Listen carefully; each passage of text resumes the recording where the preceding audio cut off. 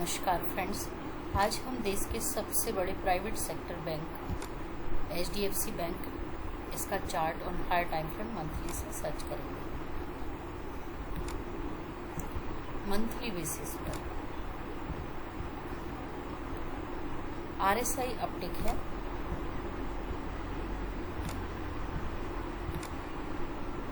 MACD downtick है, but अब oversold zone में है। हिस्टोग्राम ने भी गिरावट की साइड का पीक बन चुका है, तो छोटे छोटे लाइंस आना स्टार्ट हो सकते हैं इसमें।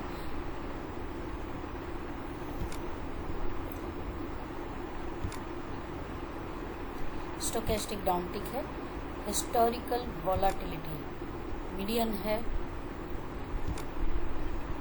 एंड बेयर का स्ट्रेंथ नीचे की साइड जा रहा है।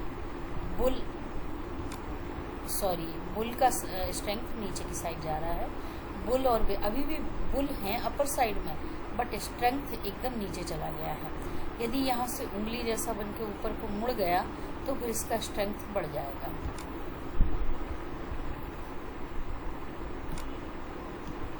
इस मंथ में इसने ABC करेक्शन दिया था,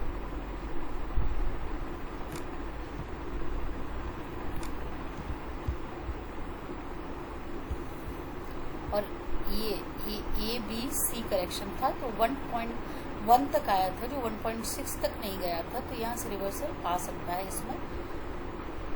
इस मंथ में इसमें थोड़ा सा बाइंग आया था, स्टार्टिंग में वो बाइंग ऊपर तक भी गया था, बुलिश कैंडल बन गई थी, पूरा कवर हो गया था इसका इस कैंडल का पार्ट,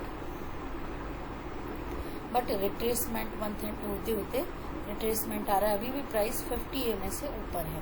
अब क्लोजिंग मंथ एंड का जो क्लोज होता है उसमें वॉच करना पड़ेगा कि 50 EMA के यदि ऊपर बंद होता है तो फिर इसमें बुलिश रहा जा सकता है।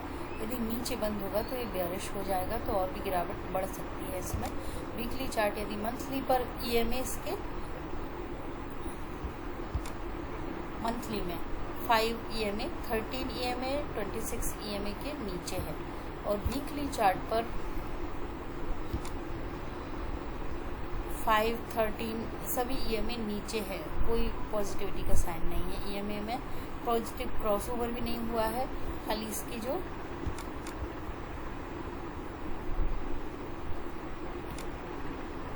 यहाँ पर भी एक ABC करेक्शन है, और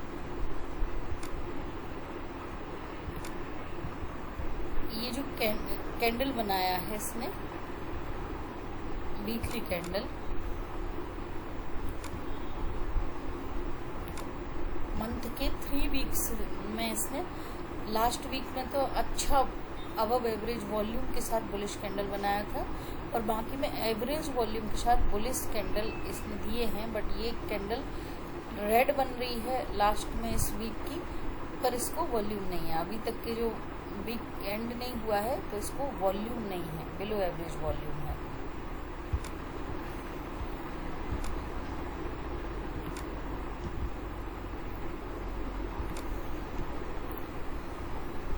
अभी तक से कोई डाइवर्जेंस भी नहीं दिए इसने, पॉजिटिव डाइवर्जेंस।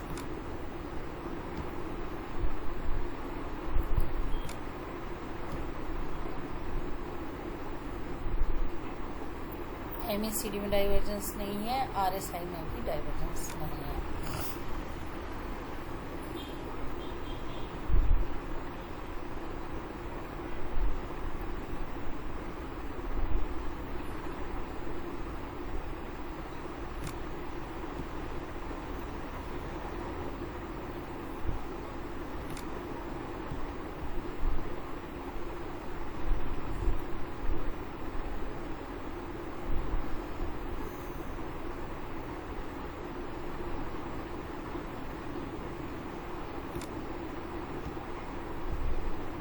चार्ट अभी भी बहुत स्लो चल रहा है, वेबसाइट खाली ठीक नहीं हो पाया है।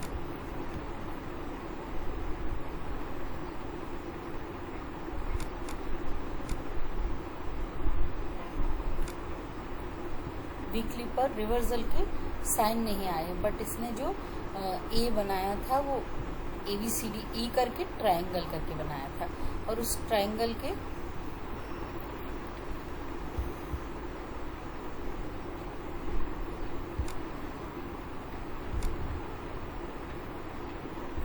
ये इसका डेली चार्ट है। डेली चार्ट में भी एक ट्रायंगल बन रहा है इसका,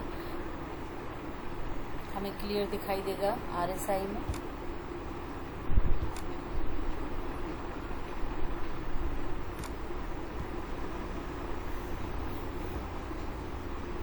फाइव वेव स्ट्रक्चर बना दिया है इसने। तो जब भी वेव 1 ट्रायंगल में बनता है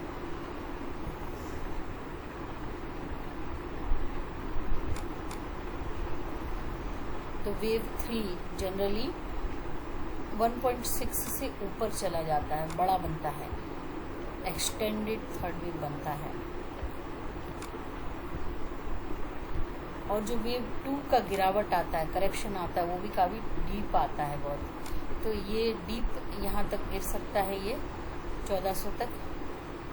आज इसने इस कैंडल को रिस्पेक्ट किया, यहाँ तक आया था 1421 रुपये पहला इसका सपोर्ट होगा, दूसरा 1400 रुपये, तीसरा ये यहाँ तक भी आ सकता है 1375 रुपये, क्योंकि ये ट्रायंगल है और ये ट्रायंगल इसको 1 2 1 2 ऐसा नहीं कर सकते, पूरा ट्रायंगल 5 टाइम्स 3 3 3 का स्ट्रक्चर बनाया है और ये यहाँ तक गिर सकता है 1374 रुपये तक। तो हमें करना क्या है, हमें इन लेवल्सों को 1 2 3 तीनों लेवल्सों को मार्क कर लेना है। यदि हमें 100 शेयर लेना है तो हम उसके 20 शेयर और इस लेवल पे पूरे 60 शेयर ले लेंगे, तभी हमारी एवरेज बाइंग कॉस्ट अच्छी हो जाएगी।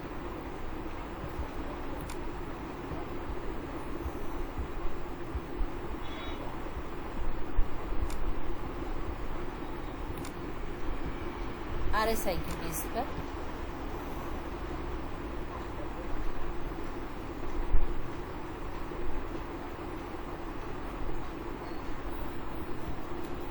अभी इसने वेव 2 तो बनाया भी नहीं है, थोड़ा सा उछाल देगा ये, उसके बाद करेक्शन देगा, तो वहाँ पर परचेज करेंगे हम। यहाँ पर हमें ट्रेंड लाइन मार्क करके रखना चाहिए। ये हमारे लेवल हैं जहाँ पर हमें इसे एक्यूमुलेट करने की कोशिश करना चाहिए। अच्छा बैंक है, देश का सबसे बड़ा प्राइवेट सेक्टर बैंक है।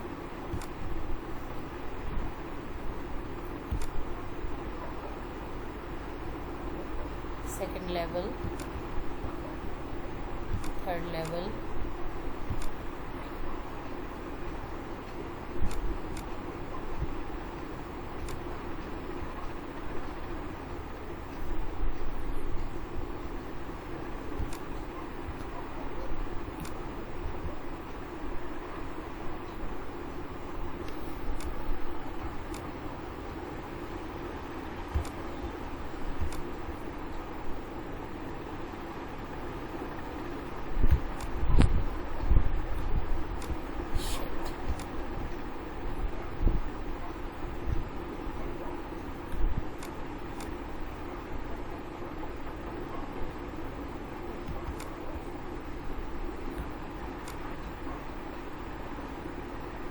ये लेवल होंगे इसके। तो आखिरी परचेजिंग जो इकट्ठा हम भर भर के ले सकते हैं और कन्विक्शन के साथ ले सकते हैं, वो लेवल होगा 1376 रुपये का। और स्टॉप लॉस भी बहुत स्ट्रिक्ट स्टॉप लॉस है इसका, यही जो पिछला लो था 1364 रुपये का। ये 1364 रुपये यदि तोड़ेगा तो आंख बंद करके इसमें बिल्कुल परचेज नहीं करो, भाग जाओ, फिर बहुत बड़ा नेगेटिव है ये।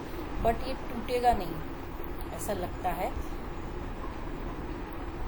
पहली परचेज, पहला लॉट लेंगे 1418 रुपये और 19 रुपये पे। दूसरा लॉट लेंगे 1400 रुपये पे। तीसरा लॉट लेंगे 1376 रुपये पे। ऐसे करके परचेज करना चाहिए इसमें। पहला टारगेट इक्वल हाई 50 mm तक का ही रहेगा इसमें, 1475 रुपये का, 100 रुपये ऊपर का होगा। फिर थोड़ा सा रिट्रेसमेंट और आएगा, उसके बाद इसमें फाइनल टारगेट जो आएंगे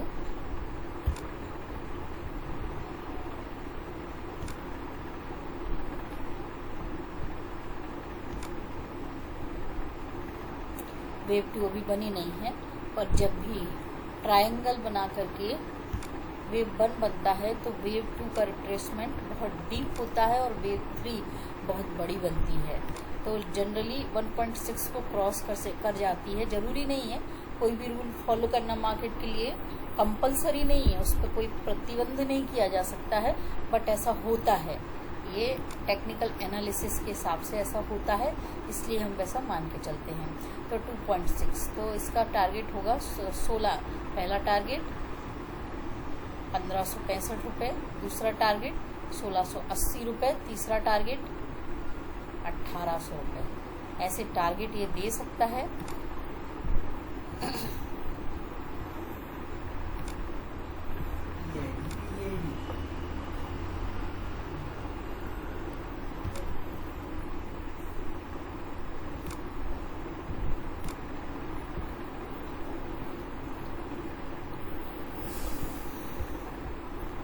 वन टाइम फ्रेम नीचे जाते हैं,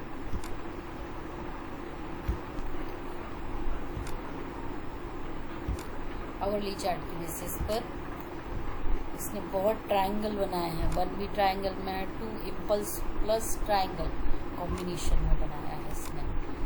1 and 2, 1 and 2, ये 2 कहाँ तक आ सकता है, ये 2 यहाँ तक आ सकता है। अभी हमें और क्लैरिटी मिल गई कि इसको हमें लेना कहाँ चाहिए, लेना चाहिए 1400 रुपये में।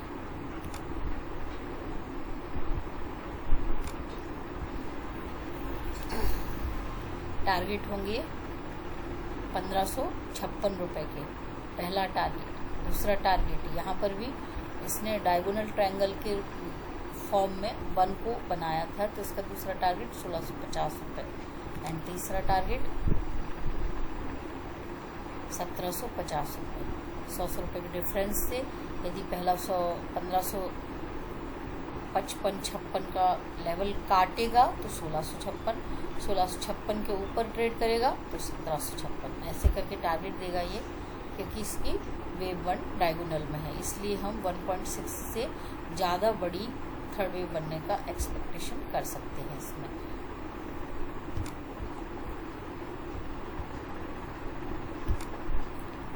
तो अभी तो हमें पूरी तैयारी से इसको लेना चाहिए। लेने के भाव आसपास की थोड़ी सी और गिरावट पे मिल जाएंगे हमें।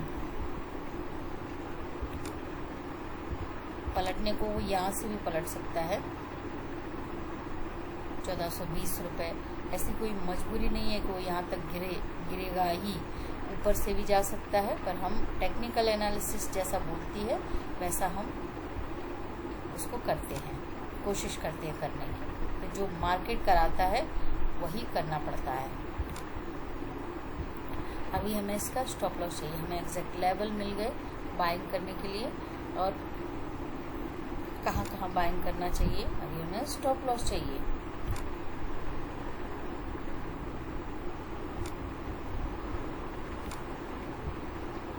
स्टॉप लॉस एकदम क्लियर है इसके, कोई कंफ्यूजन नहीं, पर बहुत डीप स्टॉप लॉस है इसमें।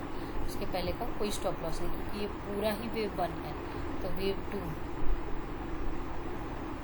सीधा 1365 रुपये, जब तक 1364 रुपये नहीं जाता है तब तक इसमें कोई बेयरिश व्यू नहीं रखेंगे।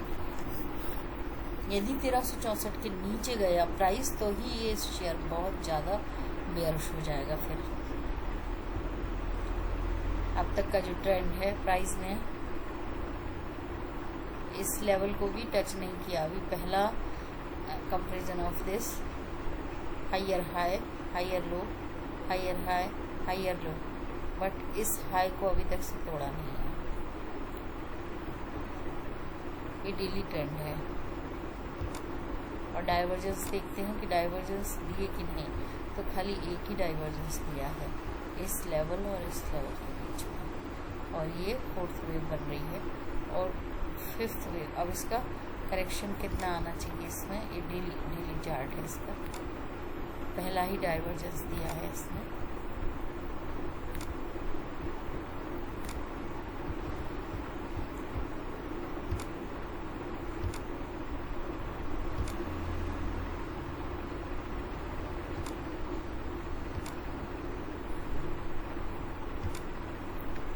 3.6 तक आया था। गिरावट का थर्ड वेव भी बहुत बड़ा था और उठने का थर्ड वेव भी बड़ा आने के चांसेस हैं इसमें।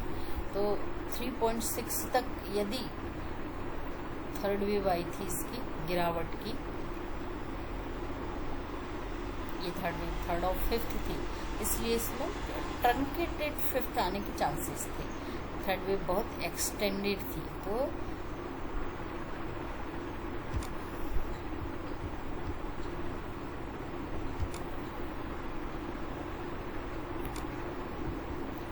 ट्रंकेटेड फिफ्थ का मतलब है फिफ्थ वेव थर्ड से छोटी ही रह जाती है, उसको क्रॉस करके उसके भी ऊपर नहीं निकल पाती या फिर इक्वल बनती है।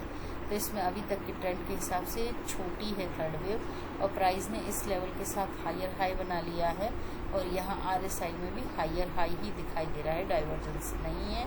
एंड MACD में भी हायर हाई ही है, डाइवर्जेंस नहीं है, इसलिए हम इसको नए इम्पल्स की शुरुआत मान सकते हैं। हमें इसके स्टॉप लॉस भी मिल गए। इसका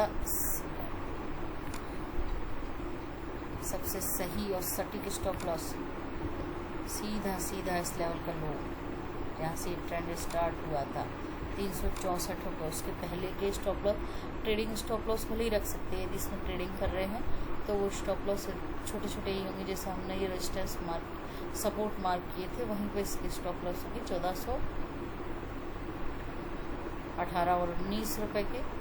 दूसरा स्टॉप लॉस 1400 रुपये का और तीसरा स्टॉप लॉस